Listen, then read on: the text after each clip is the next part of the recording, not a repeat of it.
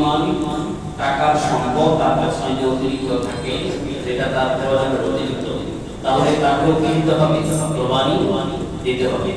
জন্য অনেক সময় দেখা যায় মহিলাদের কাছে সম্পদ থাকে বা এই পরিমাণ টাকা থাকে, অথবা তাদের কাছে স্বর্ণ থাকে, রূপা থাকে, টাকা থাকে, এগুলো সবকিছু মিলিয়ে যদি আপনার ৮৫,০০০ টাকার মতো হয়, যেটা তাদের প্রয়োজনের অতিরিক্ত, চাই সেটা ব্যাংকে থাকুক, অন্যের কাছে ঋণ থাকে, যদি এমন হয় তাহলে তাকেও কোরবানি দিতে হবে।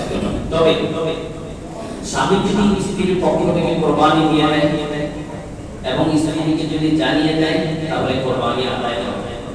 আর যদি স্ত্রীকে না জানিয়ে স্বামী কোরবানি দেয় স্ত্রীর নামে, তাহলে কোরবানি আদায় হবে না। তবে আবার নফল, যেটা নফল কোরবানি আদায় হবে।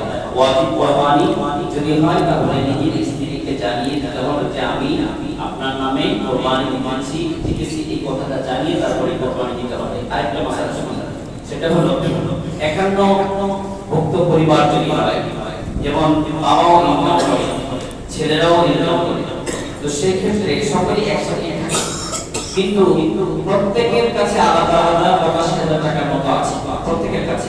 তাহলে সেই ক্ষেত্রে কোরবানি কয়টা নিবে? একটা নাকি সকলের আলাদা আলাদা আলাদা আলাদা কোরবানি দিতে হবে?